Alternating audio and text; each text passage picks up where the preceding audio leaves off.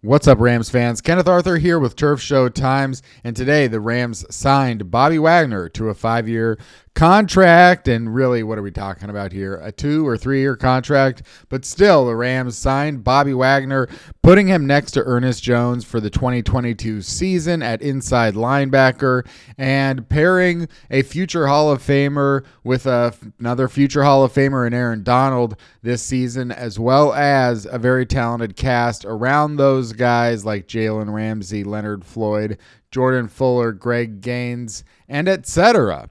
So today I just wanted to look at where the Rams roster stands on the depth chart and potentially what other needs could be filled here through free agency and the draft, taking into account that the draft is often used not to fill current needs, but needs in future years. So that's something that we can take into account here. Either watch and follow me along on YouTube or listen to the podcast on your podcast app. And that's how I will be trying to attempt at going about this with some more visual content for anyone out there who's more of a visual, person, like Cyclops from the X-Men.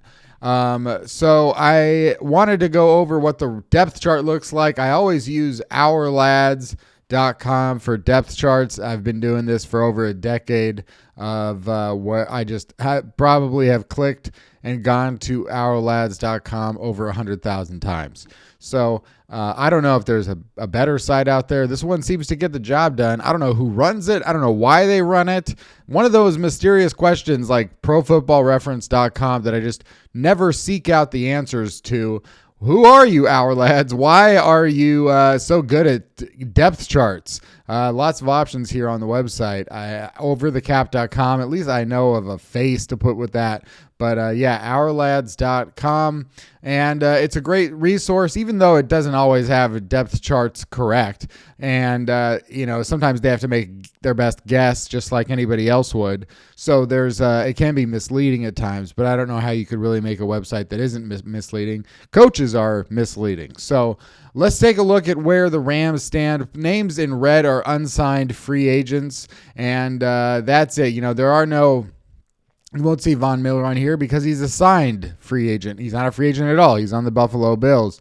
So these are just players who were on the Rams last year who have not been signed yet, including Dante Dion, one of my favorite players on the roster, but certainly one who has long been in danger of being a free agent who doesn't get signed, I think. But I think he has to come back. I would imagine at some point for training camp, is a guy that has a lot of value. I think even if he doesn't make the final roster, I think he has value in a practice squad role. I think that could be something, but not really the point here. We don't have it. Bobby Wagner updated here yet on ourlads.com, but we know that Bobby Wagner will be taking the place of this redded out Troy Reeder on inside linebacker next to Ernest Jones and in between Leonard Floyd and another player right here. Could that be Terrell Lewis? Could it be Chris Garrett or Justin Hollins? Those are going to be the three options that we talk about now. Whether or not there would still be any outside linebacker free agents, I'll use Spotrix tool. I don't know what the heck to call this 2292 free agent thingy, but I'm using Spotric to find out what other outside linebackers may be available out there. Anthony Barr remains unsigned. AJ Klein unsigned. Melvin Ingram. That's a player who might fit more of the role opposite of a Leonard Floyd, perhaps, but at the same time, maybe not. And he hasn't been a very high quality player for quite some time, I would say. But that's kind of, well, I guess it's not here nor there. It's kind of the point. I'm talking about it. So, yeah, I don't think Melvin Ingram is the answer. KJ Wright, if they want to pair him back with Bobby Wagner, seems an odd choice for the opposite position there of Leonard Floyd. KJ Wright's not going to sack anybody, so that's one thing to keep in mind. But yeah, KJ Wright was a name bandied about a little bit, but then all of a sudden Bobby Wagner came into the forefront of the Rams' potential linebacker plans. Another former Seahawks linebacker, former Super Bowl MVP, Malcolm Smith, remains an unsigned free agent. So yeah, it sounds like former Seahawks abound. But not a lot of other. Pernell McPhee was once a very good player. Jamie Collins, same said. But overall, the Rams aren't going to bring in anybody from free agency, I would say, at this point, that is going to make you any more excited than Terrell Lewis, Justin Hollins, and Chris Garrett. Plus, I'm sure the Rams will draft an edge rusher on day 3. But yeah, the Rams don't have a ton of draft picks. I'm over here at ProSportsTransactions.com. Didn't plan on this to just be a website plug episode, but maybe it is time to finally start plugging these websites that I use hundreds of thousands of times a day. So the Rams don't have a ton of draft picks early. First round pick gone. Second round pick gone. Original third round pick gone. Third round compensatory pick at 104th overall will be the Rams' first selection on the board, unless, of course, they move out of it. Fourth round pick gone. Fourth round compensatory pick at 142. Fifth round pick at 175. Sixth round pick gone. 2 sixth round compensatory picks at 211 and 212. At 218, another compensatory pick. 238, a pick acquired for, get this, Aqib Talib. If you remember that, a 2022 7th-round pick for Aqib Talib. And that was from the Miami Dolphins. So that's 238 overall. And then finally, 7th-round pick at 253. So some players will be drafted by the Rams. And as we've seen, Les Snead's done a pretty good job here of picking up sometimes quality role players, sometimes very good players in the 6th and 7th rounds. And you got one right here in Jordan Fuller, green dotted man himself. So there is something to be said for 6th round picks and 7th round picks. Traven Howard, 7th round pick in 2018, who has played some very good football and helped the Rams in the playoffs. You've got, I don't know, I'm not going to go through the whole damn list, but what is left here for the Rams after signing Allen Robinson? Wide receiver, Cooper Kupp, Allen Robinson, pretty good 1-2, maybe the best 1-2 in the NFL.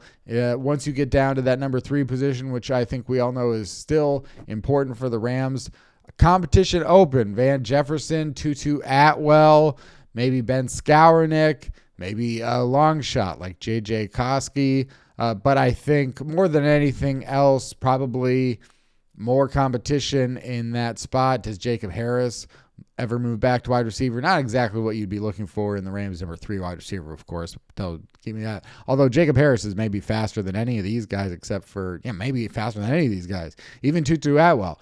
But that could be a job here for somebody that's already on the roster, or maybe the Rams still want to go out there. And I didn't mean for my voice to crack there, so I apologize for that. I don't know what that was about. But as far as free agents go at wide receiver, not going to find a whole lot of interest anywhere, really, at any of these positions. I mean, Bobby Wagner just signed, but that was unexpected for him to be available at this point. So for March, 31st, you're not going to get a whole lot of great free agent options here. Jarvis Landry, Cole Beasley, talking about slot players, Emmanuel Sanders, old A.J. Green, somehow still 28, Sammy Watkins. I don't know what Sammy Watkins' career really is at by now, had some good moments. I mean, still definitely had really good player. 28, not never like a really good player, but like 28.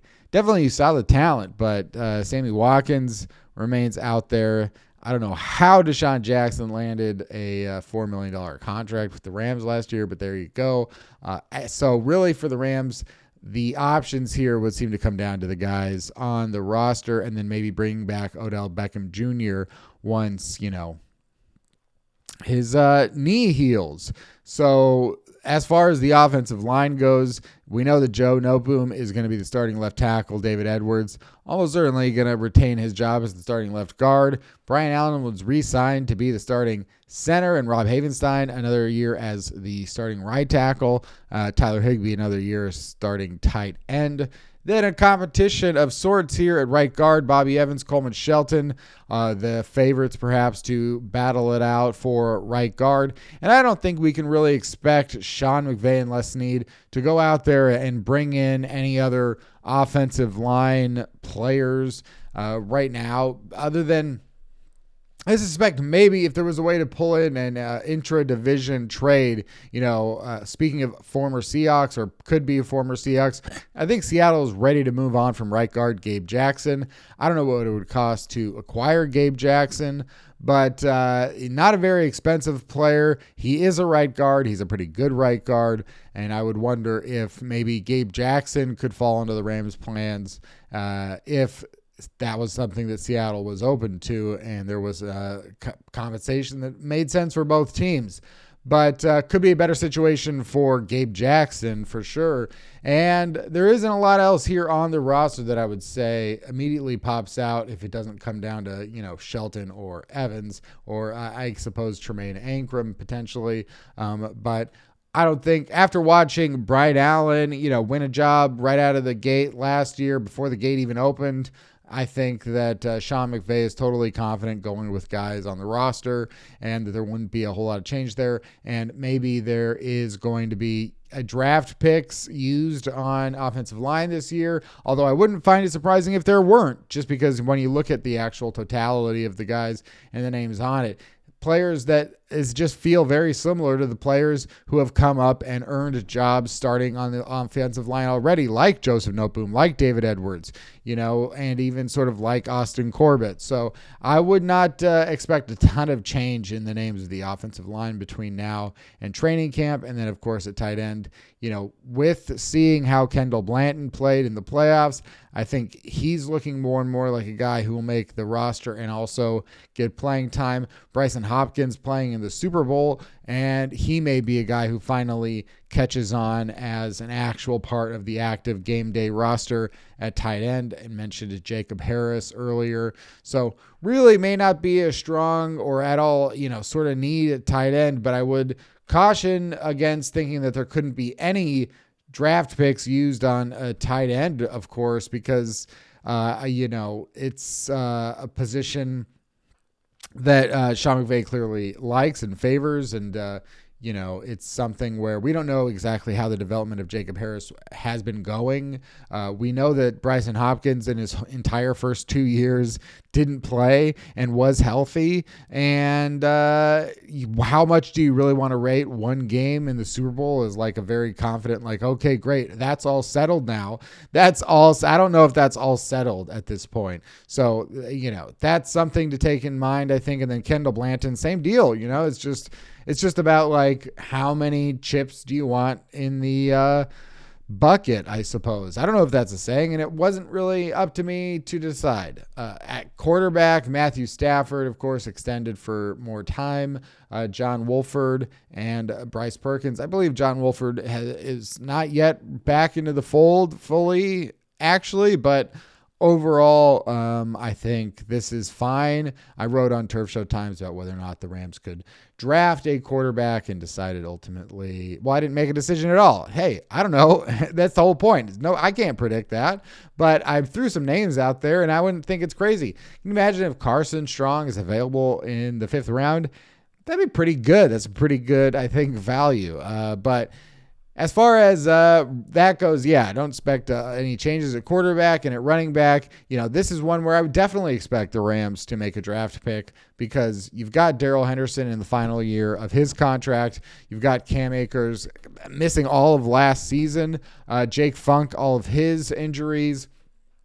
Xavier Jones missing last season. Raymond Kalea missing last season. It's not going to come down to Javian Hawkins, right? So the Rams will, I would say it's almost close to guaranteed Rams draft a running back. I don't think it's something that's going to be well received.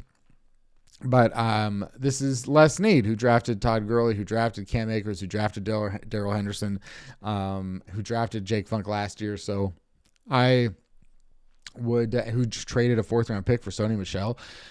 I would be shocked. Yeah, that's it. I'll be shocked if the Rams don't draft a running back. So as far as the offense goes, I think Super Bowl winning offense, great play from the Offensive Player of the Year, Cooper Kupp. Matthew Stafford, I think great season, underrated season. Offensive line, I don't think it's any worse for the wear, really, from Wentworth to Noteboom, and from Corbett to whoever replaces Corbett. So, and I definitely think the addition of Allen Robinson is a better start to the season, maybe, than the last season, starting out with, Robert Woods and no Odell Beckham Jr., I guess. But overall, it's like, I think that the Rams are in contention as the best offense in the NFC, if not like leading at this point. And then as far as the whole NFL goes, I don't have to worry about the AFC. Don't even really worry about it. See if you get to the Super Bowl and then talk about it. But offensively, I think the Rams are looking pretty good. Defensively, we talked about the addition of Bobby Wagner on Thursday. Looking at the defensive line, we can expect Aaron Donald to return, and he's going to be playing alongside Greg Gaines and Ashawn Robinson. Last year, there was some concern playing without Michael Brockers, maybe not a ton of concern, because I think everybody knows what Aaron Donald is all about, being so good and all. So it was still a change, though, and that was a guy that was around for so long. And this year,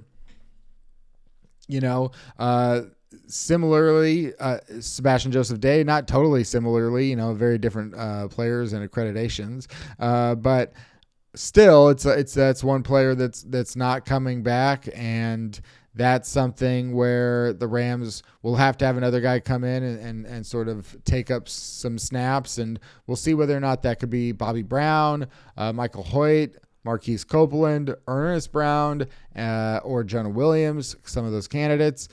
Aaron Donald, Greg Gaines, Ashawn Robinson up front. Ashawn Robinson, coming on last season and really proving his value there, and why the Rams went out and got Ashawn Robinson after, trading Michael Brockers, and very interesting decisions there with the defensive line, but it seems to pay off. And we'll see if any of those picks last year, like Bobby Brown, pay off this season. Bobby Brown, one of the youngest players in the NFL, so not surprising that he didn't really play much last year, and we didn't really hear anything of him.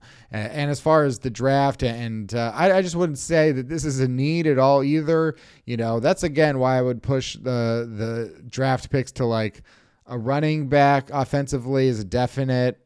And then I would say probably maybe even think wide receiver over offensive line. I know people also don't like to hear that after picking Van Jefferson and Tutu Atwell and Ben Skowronek and Jacob Harris, all in the last year, and then signing Allen Robinson. And I think this is a weapons-driven time in the league.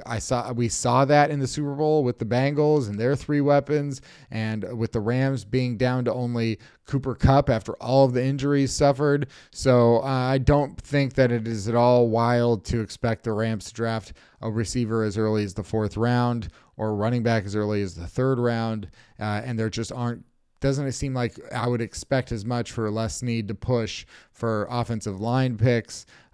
Yes, David Edwards will be a free agent next year, as will Bobby Evans, and if he were to win a job. But I don't think that's like as much of a concern, because I think that the Rams will like the guys behind them. Defensively, again, I just don't see defensive line as a huge need. Offense, linebacker, now that Bobby Wagner is in the fold, you could say you got 3 out of 4, if not 4 out of 4, Trayvon Howard, Justin Hollins, Terrell Lewis. Is that enough to expect somebody's going to be solidified out of them for one of the starting positions? I think it's going to pretty much shake out that way anyway. We looked at the outside linebacker options, not a ton going on there. Maybe there's some trade or cut that comes out down the line, waiver wire pickup overall. I could see this, as always, a pass rushing position can always be your first pick no matter what. And I think that could be the case with the Rams. Wouldn't be surprised to see an outside linebacker used in the third round if the Rams don't trade down, which is a possibility too, and not pick it all in the first 2 days.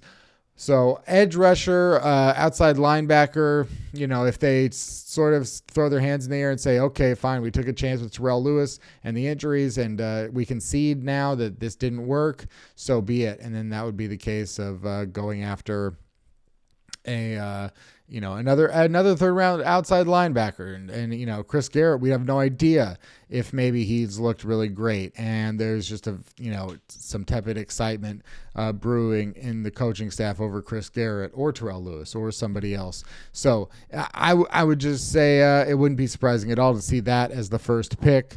Inside linebacker could be a draft pick somewhere in the sixth round or something. I wouldn't be surprised to see inside linebacker even after the signing of Bobby Wagner, even after a good rookie season by Ernest Jones, only having so much depth behind them and looking 2 years ahead. I wouldn't be shocked to see an inside linebacker as a draft pick, maybe not the first one, but as a draft pick. And cornerback, of course, could be the first draft pick as well. Robert Rochelle opposite of Jalen Ramsey and David Long. And it's not a lot, it's not a lot of experience.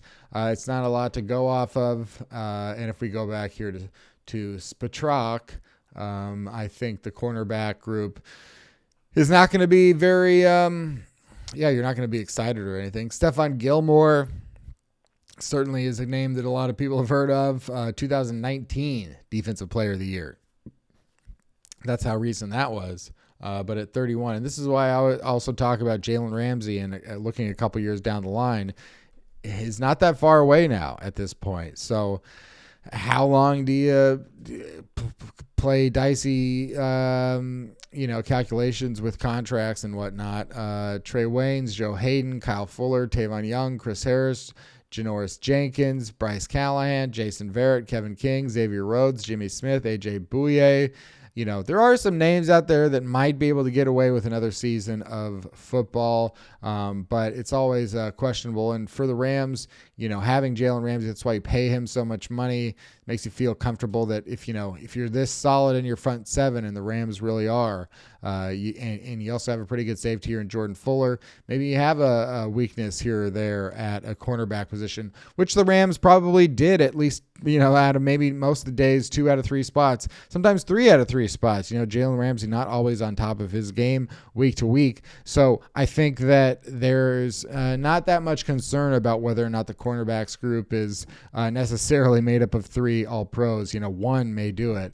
So that could still be an early draft pick. I wouldn't expect any huge transactions there. Jordan Fuller at safety. Will the year 3 of Terrell Burgess be the breakout year? A lot of Rams fans hoping for to replace Taylor Rapp, or maybe Nick Scott, who's going into his contract year, as is Taylor Rapp, and then Jake Jervis, Antoine Brooks, Kareem Orr. There's some other names back there. Still need a punter on the Rams, so that is, of course, a need. And I don't know what punters are out there. Not an article I've written as of yet. But Riley Dixon, Kevin Huber, Michael Pilardi, Thomas Morstead, Dustin Colquitt, Corey Bojorquez. Hey, there you go.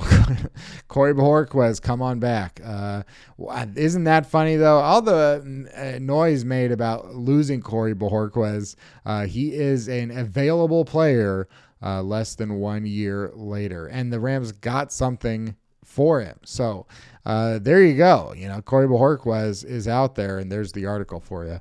That's it for the update on the Rams depth chart, roster needs, draft needs, free agents who are available at those positions. I think the Rams are looking pretty good. Definitely a top 3 team in the NFC, and who knows, that might make them a top 3 team in the NFL. Certainly as the Super Bowl champions, they're number 1 until further notice. And until further notice, I'm Kenneth Arthur for Turf Show Times. Follow us on social media, twitter.com/Turf Show Times, facebook.com, you get it, /Turf Show Times, and subscribe to the YouTube channel for more stuff like this.